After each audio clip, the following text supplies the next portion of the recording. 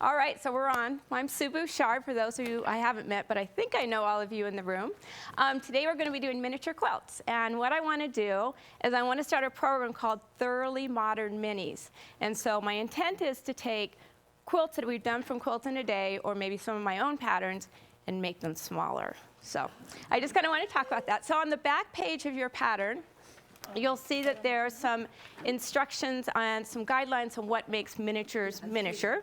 And for those of you that are not in the building, there's a click on your website that you can actually download a PDF file with all this information. Okay, so if you have friends that want to watch it, they can do that as well.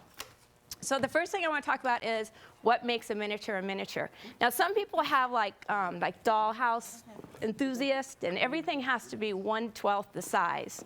So in quilts, if you have a 12-inch block, to make it miniature, it would only be a 1-inch size. So to give you some perspective, this would be like a full-size quilt, okay, basic 9-patch. We've all made these. But to make it a true miniature, it would be this big. So does that give you some perspective of? So don't get intimidated. We have really easy ways we're going to do this today. But I think this is a really good lesson to really see what 1/12 is. A few years ago, we were working on a book called Jewel Box. And I don't know where Eleanor was, but she was out of town and the quilt had to be made. So Benartex gave me this stack of fabric, and it was like a fat quarter bundle. And they said, okay, make the cover quilt. So here I am. You have to laugh at this quilting. This is my machine quilting. This is how good I am. I want you to just notice how good that is. Okay, so here's the cover quilt. Okay, you guys remember that? Front of the book, right? Very popular. Okay. So I had some fabric left over, right? So I wanted to make a smaller quilt. So here is, I need somebody to catch these. Maybe I can just put them over there. So I had made this little quilt. Oh, I love it. This, I think it is finished like 5-inch blocks or something like that. Well, I still had fabric left over. So then I made this little quilt. See, they're getting cuter and cuter, huh? Well, I still had fabric left over. So I made this little quilt. Isn't that fun? And I can't believe I did this in '96 and I haven't lost them. That's the most exciting part of it. Yeah, it's a treasure. Here. Yeah. So anyway, so if you look at your listing that I gave you, that's kind of the whole thing about what makes a miniature quilt. So several things are going to make you successful at doing this, and other things will make you not so successful.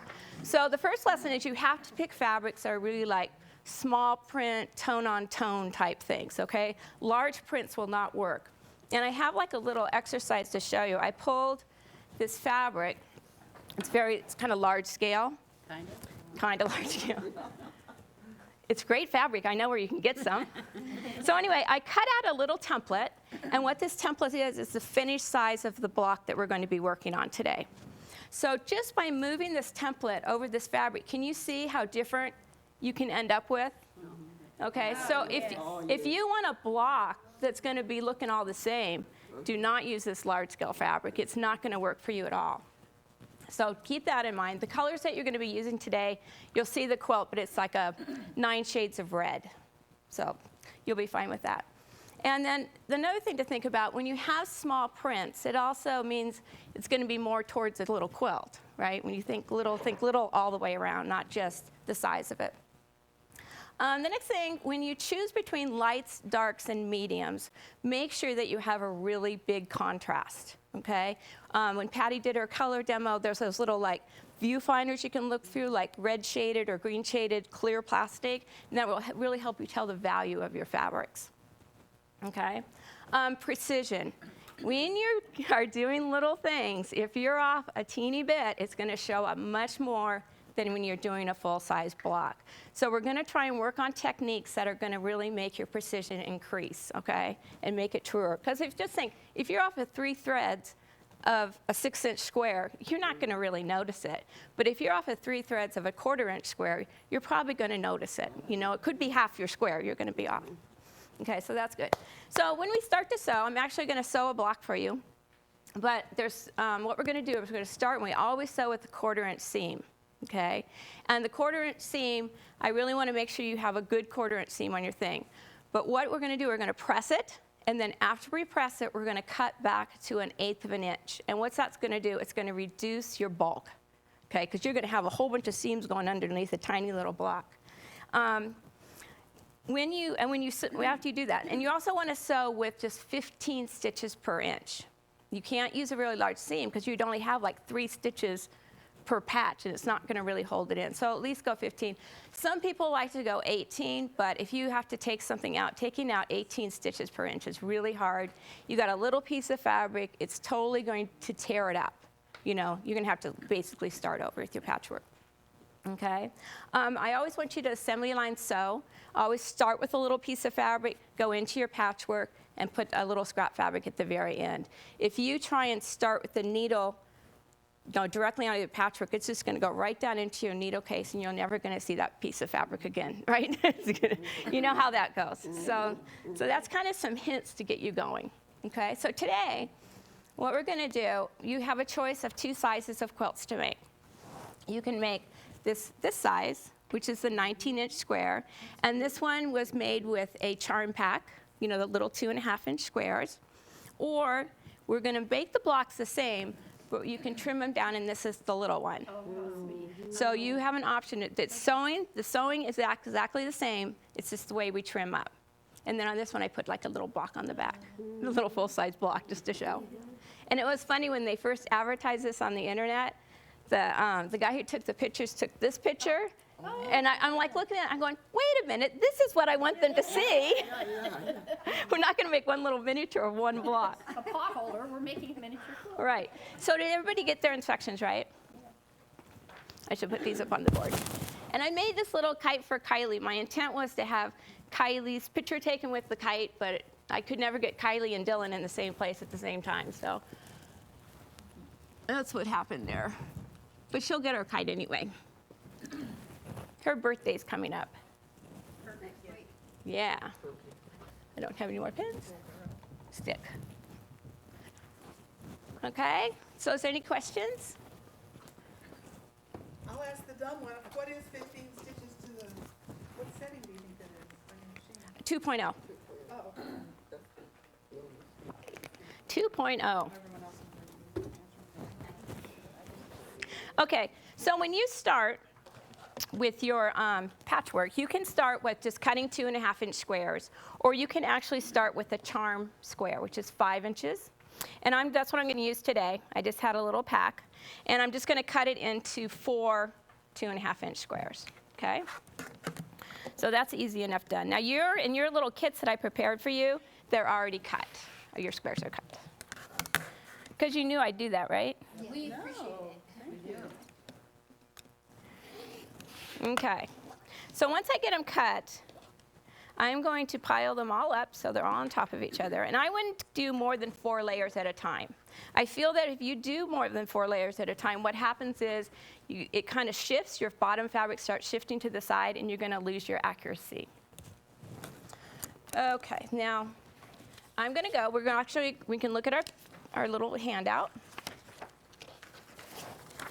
Okay, we're on page 3. Nicely, we skipped all the way over to page 3.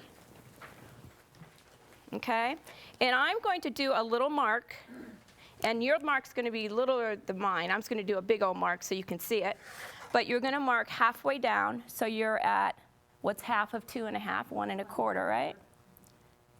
Okay, can you see that mark? Okay, we're going to do it on the other side. Okay, now this is probably the most testy thing you're going to do in this whole pattern is making the kite shape. We teach Kylie's kite a lot on the road, and you wouldn't believe the shapes that we end up with. But remember, we're making kites, and look at the kite. You want to make that shape, okay? We get like triangles. Sometimes we get squares, and I don't really know how that happens, but.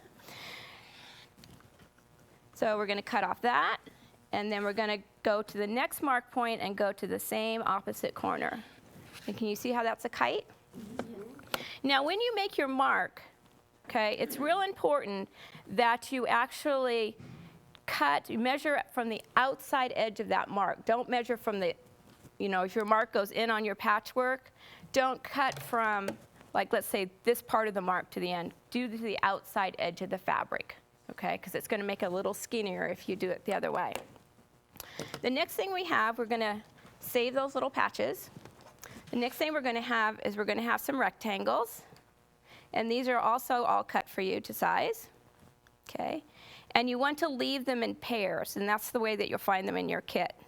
You need 2 pairs per block, okay? And this is really easy. You don't even have to mark it. We're just going to do one diagonal line and cut, okay? So we have 2 stacks. And now what we're going to do is we're going to take these and we're going to put them all right side up.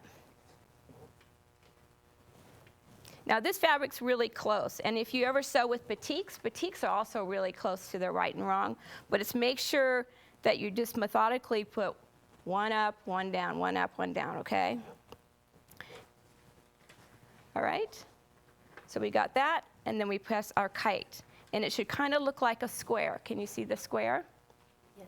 Okay, so we want to take all of our patches on our right side, okay, on the right side, and we're going to take them and we're going to put them in a place that's far, far away.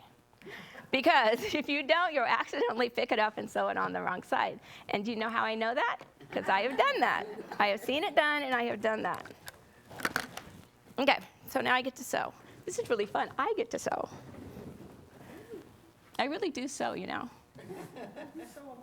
These are some quilts that I made. Aren't they fun? You can tell I'm going kind of wild, can't you? Okay, so I'm going to take my kite, and I'm going to put my kite right on top of my left triangle. Okay, can you all see that? And the placement of that triangle is I have like just one little triangle that sits on top, and where I start my 1/4 inch seam is going to be right in the dip of that. Can you see that? And I was going to use red thread because that's what we're supposed to do, but I didn't think it would show up too much, so I'm trying this bright blue, so hopefully that will work for you. And you're just going to assembly line sew all 4 of them. Can you see I started with a little piece of fabric? And if you guys, I'll probably need to hand out some little fabrics for you because your fabric's cut to size, so I'll make sure you get those. It also helps if you don't have a piece of fabric, if you actually put your needle down into your fabric before you start sewing. That helps avoid that kind of that bird's nest you can get underneath your patchwork at the very beginning.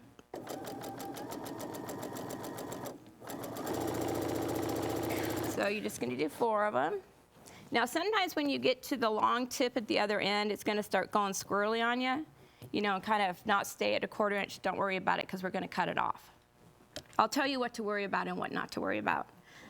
You don't worry about that.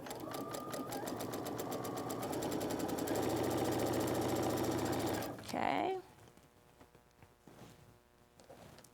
And then the final one. How many of you have made Kylie's kite in the past? Oh, I got to do my little happy dance guy before we're done.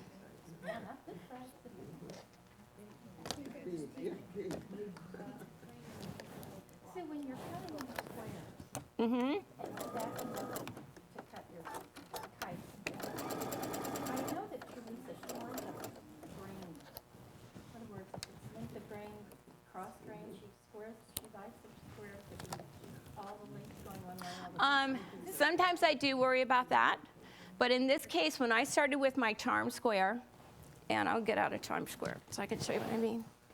You'll notice that there's ragged edges on the edges of charm squares, that's like, there's like pinking shears, and that's so it doesn't ravel. Those drive me berserk because I don't know to sew to the outside of them. I don't know to sew to the inside of them. I don't know to sew down the middle, which that's a total guesstimate.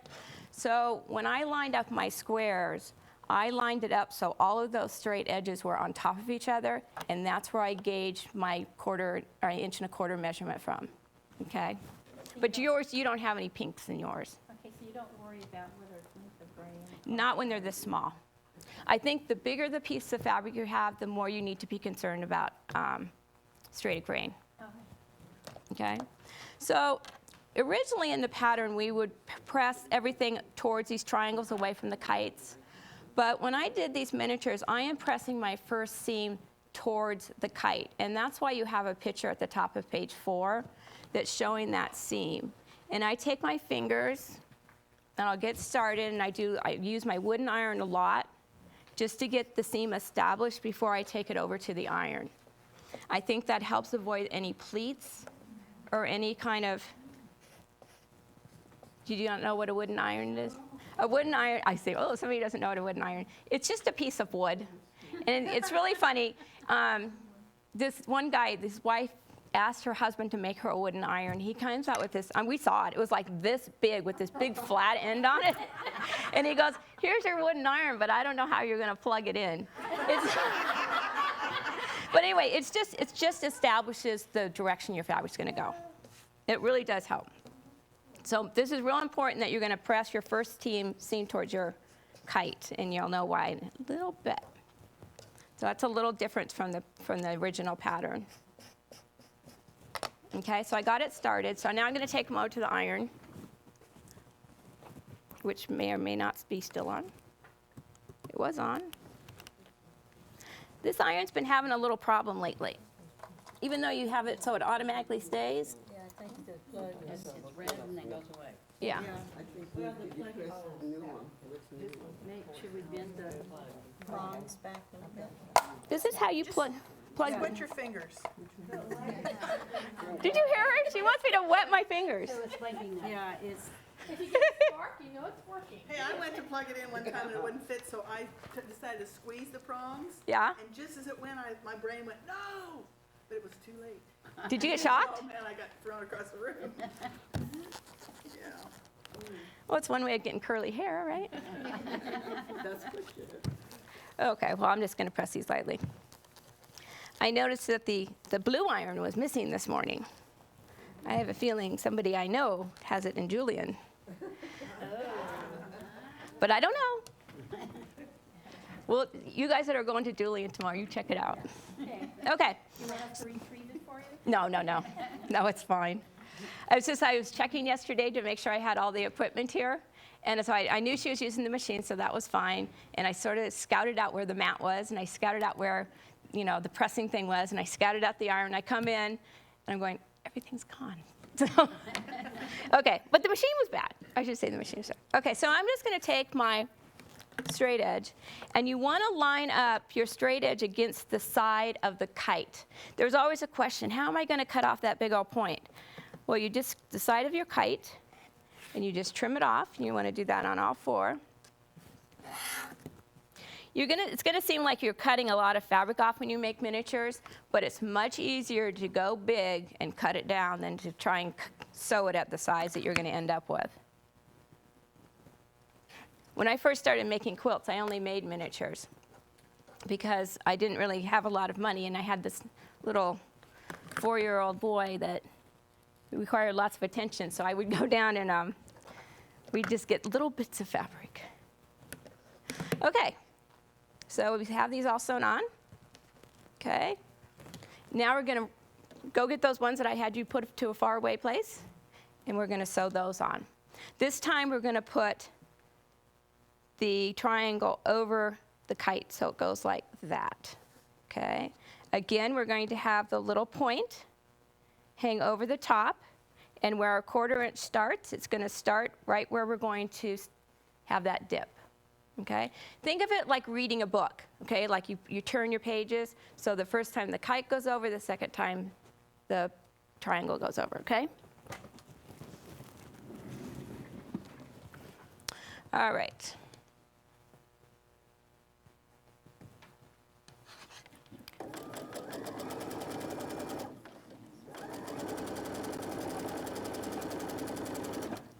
I just realized what I forgot to do. What did I forget to do? I forgot to trim back my seam, right? You guys didn't catch me on that. We're going to trim it back now. Yeah. You can do it with your rotary cutter, but it's not much leeway if it scoots. You know what I mean? If you only have a 1/4 inch and you're cutting it half down, then you'd have to start over too. You don't want to have to start over, right?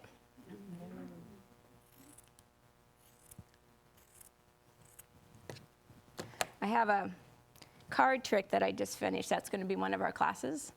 And you really need to trim on that one. Okay. So I'm just going to add on the triangle. I'm not going to worry about that one. I just wanted to see if you guys were watching. But I don't think you were. You weren't. I know, it's not in your head to cut it back. You know what I mean? It's like a new thing you got to do. Stitch at the beginning and the end because you're cutting it back so small you don't want to start to come up. No, that's why I use the small stitch length. So I don't lock. Whenever I've done locking, it always seems to be a case that I need to take it out, which makes it that much harder to take it out.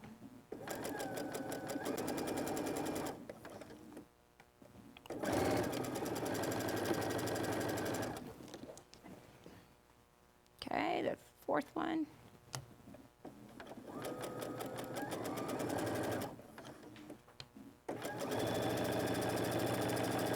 So in your kit, you're going to get all the pieces cut to size to make your blocks. And then the rest of it's going to be a piece of fabric because you're going to cut that accordingly to whether you want to make the bigger of the 2 quilts or the smaller of the 2 quilts. We'll see how brave you guys are today.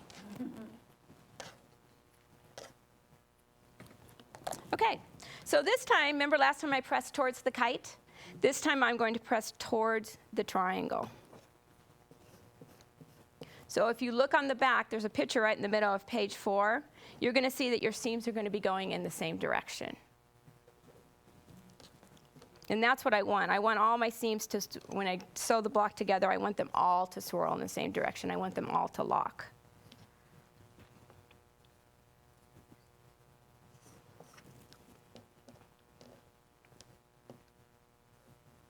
All right. Let's see if my iron is still on. It's looking good.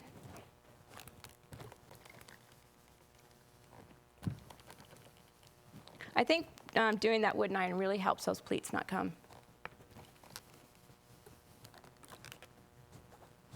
Okay, now we're going to square up.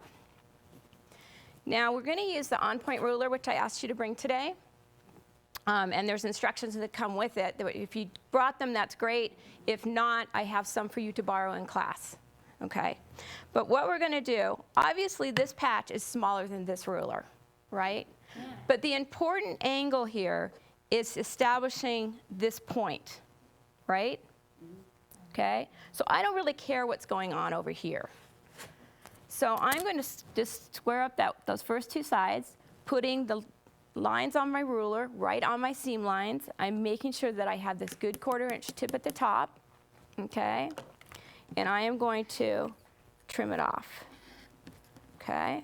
Now, if I decide to make the mini, which is the larger of the 2, I'm going to turn it around, and this is where we're going to use our 6.5 inch square up ruler, and I need to square it up to 2 inches. So I will just put my 2 inch lines right here and get rid of the excess. If you decide to go really little, that means you're going to do 1 inch. Wow. Okay? So for the purpose of video, I'm going to do the bigger of the 2, but it's done exactly the same technique. So I'm going to do the 2 inch. But do you understand what I mean about, first we're just establishing that? And you're going to find I'm going to use like geese rulers like that. I'm going to use the triangle and the square rulers. I have a bunch of rulers that I'm doing that to. Okay? Oops. So I'm going to need to do that to all 4. That's pretty tricky, huh? I was really excited when I thought of this. I was up in Montana. It was me and the bears. See a lot of bears on your vacation? Not too many. Saw a lot of cats, big cats. the big yellow cats. And eagles, saw a lot of eagles and osprey. Are you near And, water up there? A lot of loons. I'm actually on the water.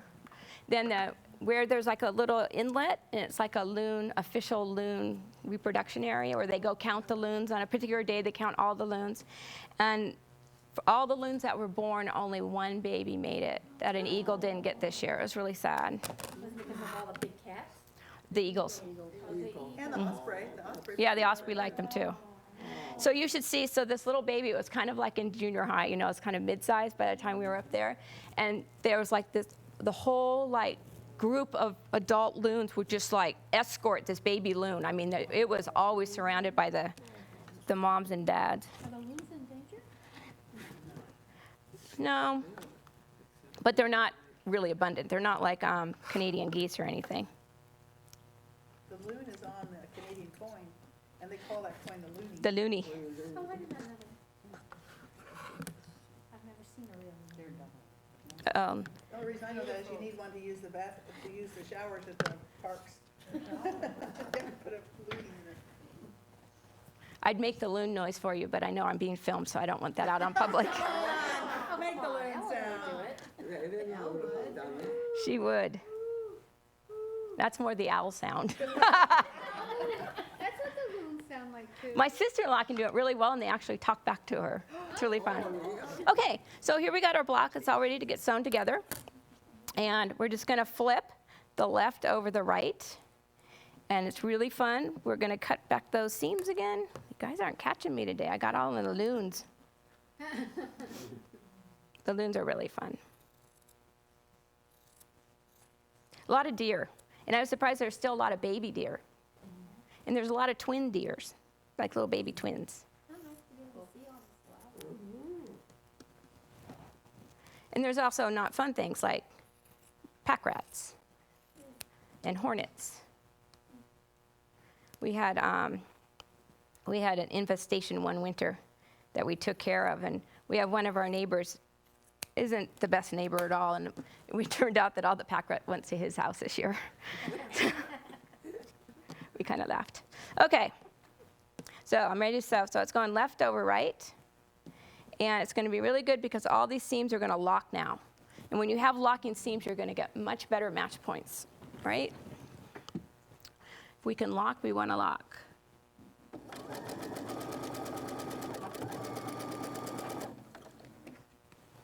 And I just chain them together.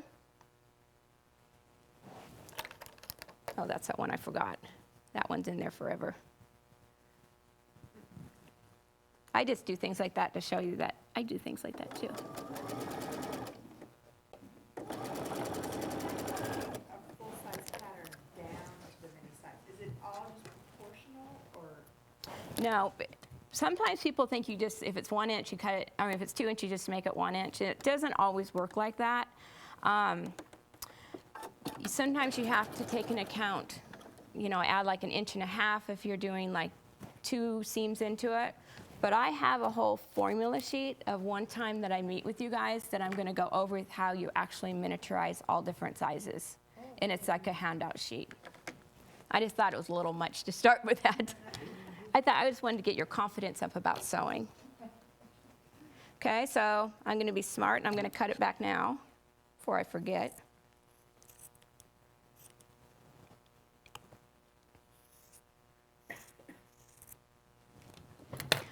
Yeah, I get that question a lot on the phone. They either want to make a wall hanging a king size, or they want to make a king size finishing at 9 inches or something. Can you give me a minute on that one? And I always kind of hesitate because I hadn't really done it. It's just all, this is ideally how it should work. And I always have a disclaimer when I'm done saying, well, this should work for you. Okay, when I'm sewing along, when I get to this middle seam right here, I want the one on top to go up and the one underneath to go down. That's the way they're going to lock together.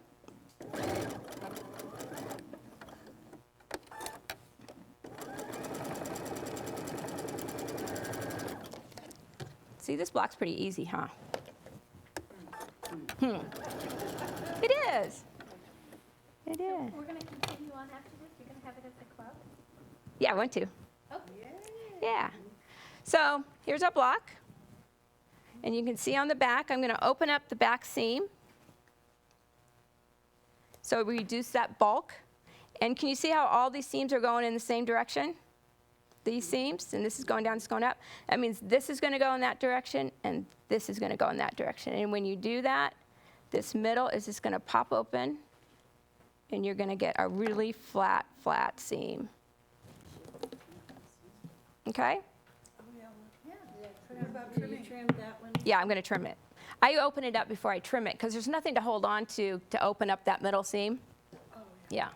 So I trimmed them all except for that first one I forgot, right? Okay. So now I want to talk about putting them together. So in comes the little done ones. Wasn't that tricky? Okay. So what we're going to do, talk about that later. If we just lay them out, as you can tell, it's just like 3 across.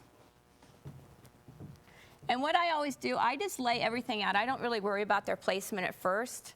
I'll just lay them out, and then I'll mix them around later, you know, because I obviously don't want those 3 orange ones right on top of each other.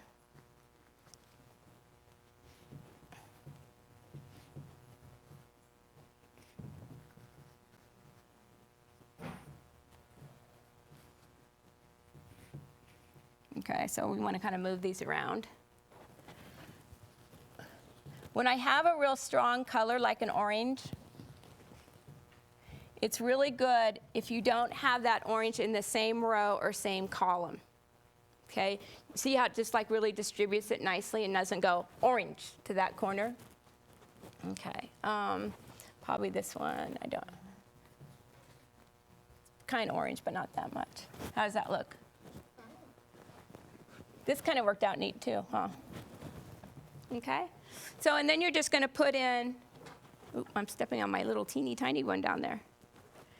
You just want to put in some lattice and cornerstones like you typically would put your quilt together. But I want to show you if you're doing the mini. If you're doing the real mini one, these little squares are cut at 3/4 of an inch. And it's really hard to hold on to that, right? So there's a little trick to do that. You kind of get this idea. I need Teresa, don't I? So you get the idea of how we're putting that. If you're doing the miniature, what I'm having you do is I'm having you sew it into strips, okay? So this is my 3/4 inch strips, and this is my 1.5 inch strips. So when you make the strip set, then all I have to do is I'll just go across and cut it at 3/4 of an inch, and you have something to hold on to. Do you know what I mean? Yeah. See, then you have your lattice and your cornerstones all sewn together already. Good idea. Okay? So, but I didn't think it was really necessary to do it on this, but you could. But what I did with these, this is actually 2 more charm squares, so I didn't really have the length to do my strip sets for this one. So you kind of have to work. Your, the way that your yardage chart is developed is I did it that you would be doing this method for both sizes of quilts. Okay? So you guys ready? Did you have any questions? Are you excited? What size is it if you trim it down, not 2, not 1, but 1.5? Oh, you could do that too. It would finish at, if you trim it at 1.5, it would be a 2-inch block. So which way do you press? This, you're always going to press towards your lattice. Okay. Everything goes to your lattice. Okay. So anyway, thank you. I think I'm done. Thank you.